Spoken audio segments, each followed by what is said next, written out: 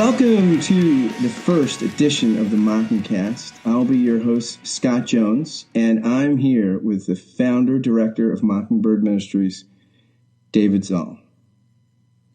Hey, Scott. Sounds so official. It is. It is very official. You look official. You look and sound official because you are. Well, thank you. All right, David. Most of the people who are tuning in will probably have some familiarity, at least early on, with Mockingbird, but there are probably going to be a few of the uninitiated, so to speak. So for those folks who aren't super familiar with Mockingbird and what you do, how would you explain it in like the verbal equivalent of a tweet? Maybe not a tweet.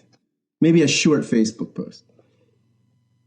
Yeah, I guess at this point, we are a media platform concern that looks to connect the Christian faith with all aspects of everyday life. And when I say the Christian faith, that's loaded, but we're talking about an understanding of how God relates to human beings that is fundamentally gracious and good news. And so we're always trying to find places where that touches down in things, from pop culture to academic theology to history to personal essays, psychology, you name it. So what Mockingbird does is we have a website and with publications and conferences and magazines and all sorts of ways we're trying to do that. But that's basically what we do, but it's really more of a come and see type of thing. So this is kind of like a grace-infused and entranced vision of Christian cosmopolitanism, maybe.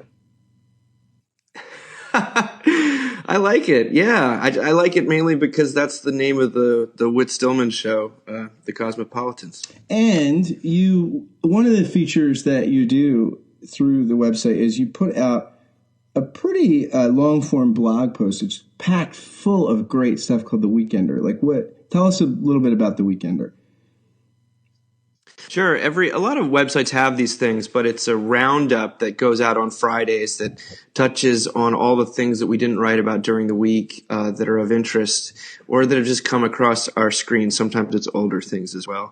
But they appear to be popular posts. They're fun to put together. We can kind of things that only we feel maybe warrant a mention rather than a post of its own.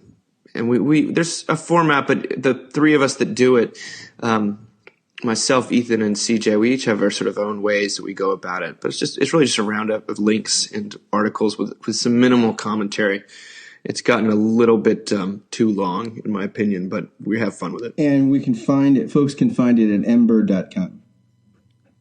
That's correct. What a short, easy URL. That's great.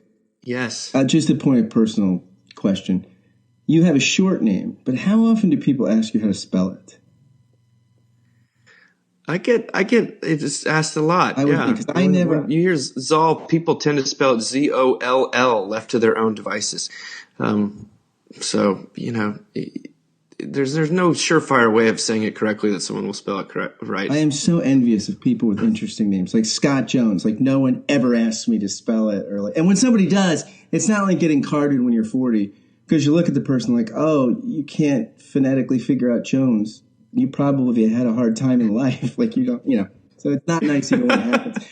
But so this week's Weekender, a couple interesting things. One, I love that you featured Joel Miller's piece on Oprah and her believing a historical perspective. Because I think Oprah and religion is so great. Because you know how on her show she would give away, you're going to Australia. You're going to Australia. I'm picturing her going, you're going to heaven. You're getting nirvana. All right. Like a religious salvation game. But so tell me, what did you find intriguing about Oprah on belief?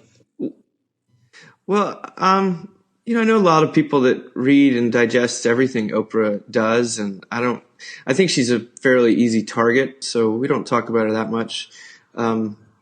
But this was the way that Oprah uses the word belief, and she's been talking more and more about religion. And the way that she uses the word belief, it turns out, is quite different from the way it's traditionally been understood. So she's sort of the poster child, I guess, for the triumph of the subjective over any believing or assenting to some kind of objective truth. That's what it used to mean to believe, or to historically it used to be that you would, to believe in something meant to, in the sense of, I believe in you. I'm going to put my energy behind you, my faith in you. Then it became sort of, I assent to it's the truth of that statement. I believe in God, that God exists. But then it became sort of there's nothing that you actually believe in. You simply believe, and it's sort of a third way. So I thought Joel Miller had an interesting way of putting it that was helpful to me personally, as the sort of organizing principle, or lack thereof, perhaps, of the way that Oprah gets away with what she does, which is essentially removing all value judgments from religious content in a way that everyone can hear. I mean, it's sort of brilliant from a commercial perspective, but I thought this really touched on that in a way that made sense to me in a fresh way, and also dovetailed with some of the things we've been writing recently about memoir, just in related to Mary Karr's new book on the art of memoir. And she talks about the reason memoirs have become so popular. They're a genre that almost had no popularity 50 years ago, or were really very peculiar to something that I think the bulk of sales, in fact, of hardback, some enormous number of hardback books sold in this country are memoirs. It has to do with the triumph of the subjective over the personal experience that trumps all else.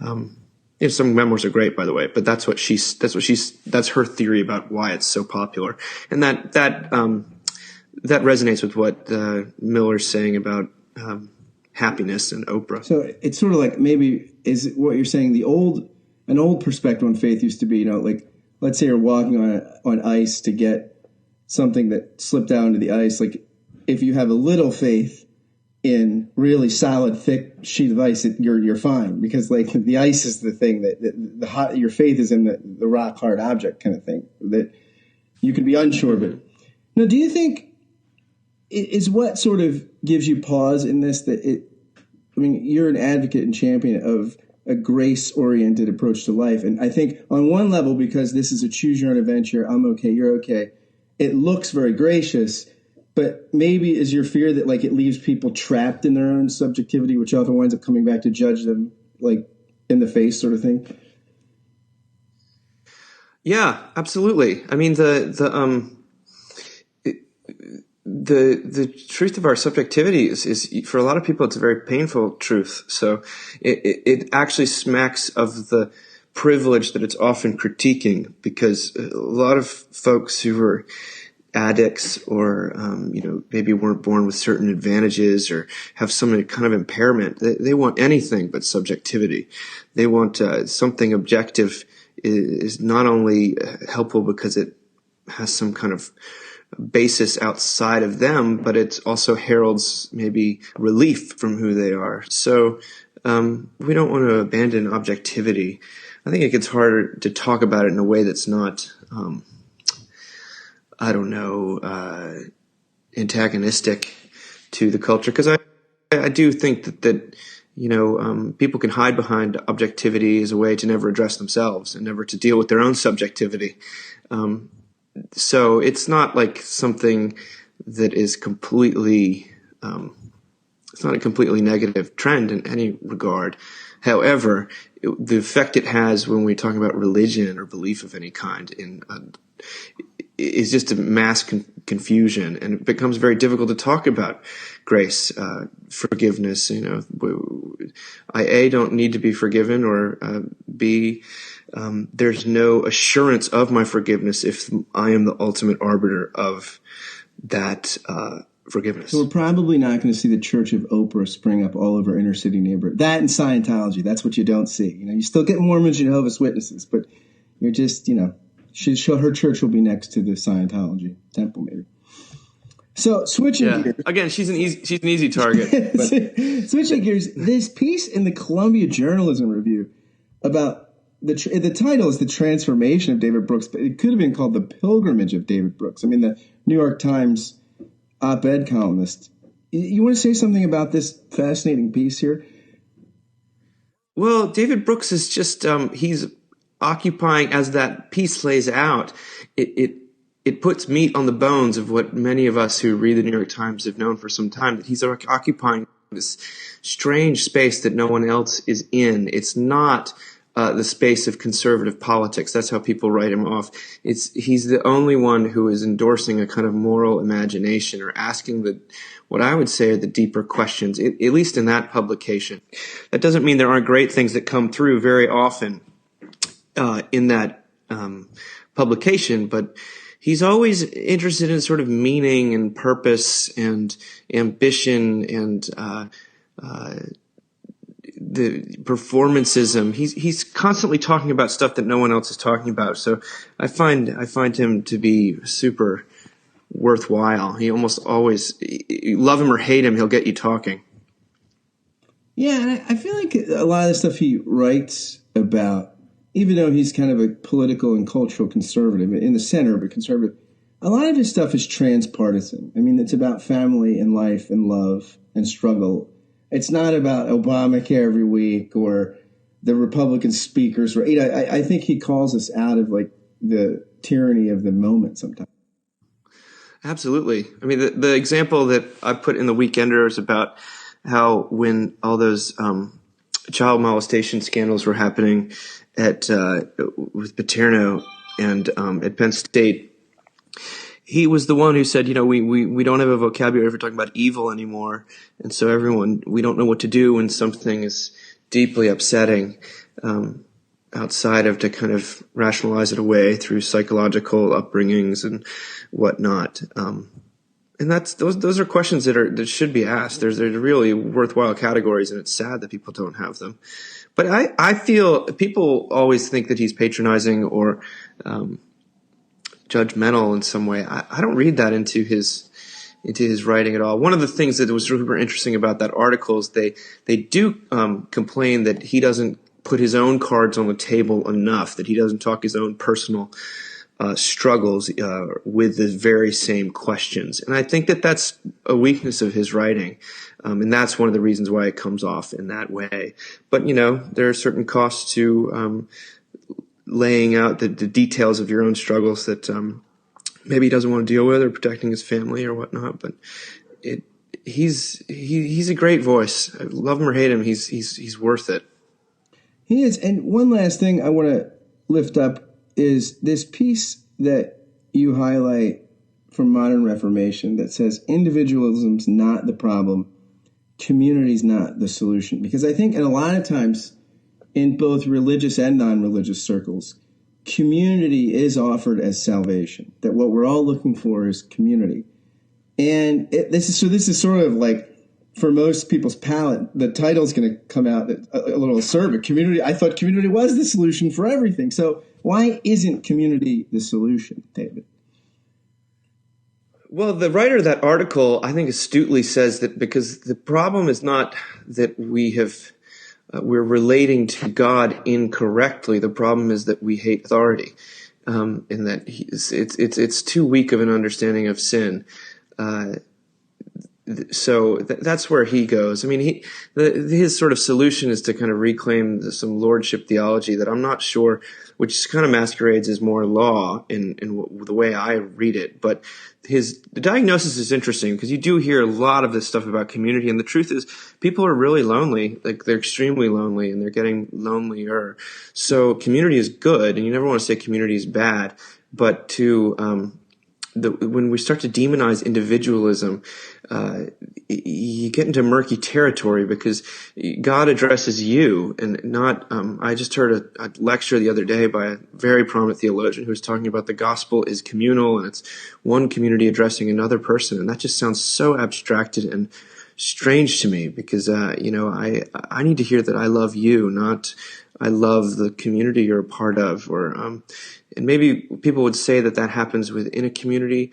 I don't quite know, but I do know that we don't have to demonize the individualism to embrace community and sort of grace and practice in that way.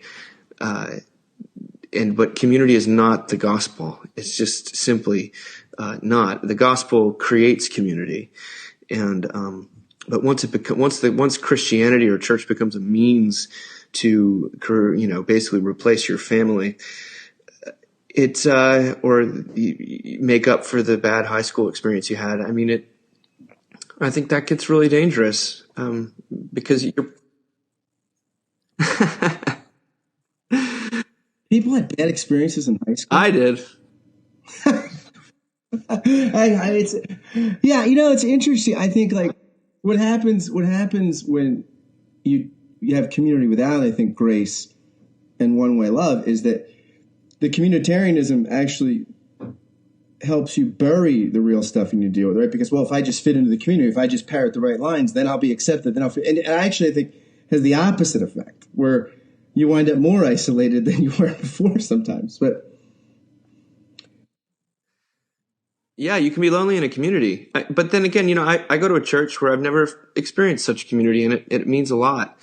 But we've never, you never hear a sermon about how God will shape our community. That happens unselfconsciously, and it really does happen. It's not just something we like to say on the website. It happens. I see it in my own life. So you don't want to demonize community because it's a buzzword, but you don't want to demonize individualism. What he's trying to do is say that the problem is rebellion. It's not a problem of relatedness. It's actually a problem. Sin is deeper than how I relate to other people. It's a sort of an act of rejection of God that says, I am God. It puts yourself not just as a person who's alienated from God, but a person who thinks they are God. And that is, I think that's much truer to our own experience, although it may not be fun to go there. And that may, at first blush, sound like it's something that might make you feel lonelier because it's kind of a condemning word. But I think it's the place where it sets you up to hear the gospel, which is the comforting one. Yeah, you don't just need sort of rehab. You need resurrection. And that's harder to... Okay, and lastly, in the TV section, you have a couple listings, and one of them is Walking Dead. So I'm going to put you on the spot. Is Glenn alive or not? I just read a long explanation of why he is alive, that the guts we saw were that guy, I forget his name, but the guy who fell on top of him. I wouldn't be surprised if they do pull that. I think it would be sort of a cheap shot, and it would make us distrust anything that happens from here on out. But, David Zahl, if they do that, will Walking Dead have jumped the shark? Yes or no? No, because The Walking Dead, I mean, it is not. Sharks don't come into it. I think it's already. If you haven't gotten off the train for logical reasons already, then hopefully you can suspend some disbelief. They're having fun with us. I'm maybe more charitable than I should be. I don't love that show. I think it's too serious, but or somber or nihilistic. I don't know, but it certainly is enjoyable. I'm enjoying The Leftovers more right now, frankly. Oh my gosh. Every time my wife and I watch that show, we feel like our mind has been so played with, and we come back every week to get played with again. It's so freaky and interesting. And Fargo. I mean, we're back into a stage of good television, which is fun. I'm all for it, man. Yeah, who would have thought 20 years ago if someone had told you, hey, big screen actors are going to try to get network drama gigs. Like Halle Berry wants to get on a CBS. You'd just be like, you're crazy. No. It's a fun world to live in. I think it's like Sunday's a great day, not only because of church, but because of TV. Hope it remains that way. It's like for me, it's the perfect, especially if I've preached at church and I'm just exhausted, it feels like a gift from God to be able to relax into these great television series. I could not agree more, my friend. Anything else before we go that you want to send us, any fun facts or things that you want to send us into the weekend with? Well, happy Reformation Day to everyone. Hope everyone has a happy Halloween. Let us know if this works. I'd be interested. This is something people have been suggesting for a while, that we try a podcast, sort of a weekly, more topical podcast, and we're going to give it a shot. So bear with us while we work out the kinks. Folks could send feedback to you via email at the Mockingbird site? Sure. Info at mbird.com, where you can just put a comment under the Weekender post. We'll do our best to keep it interesting. But yeah, baby steps and growing curves. What do they say? Growing pains. But I think this could be really fun, and I hope people have a great weekend. Absolutely. Thanks. Once again, that was David Zahl. I'm Scott Jones, and we'll see you next week again for the Mockingcast.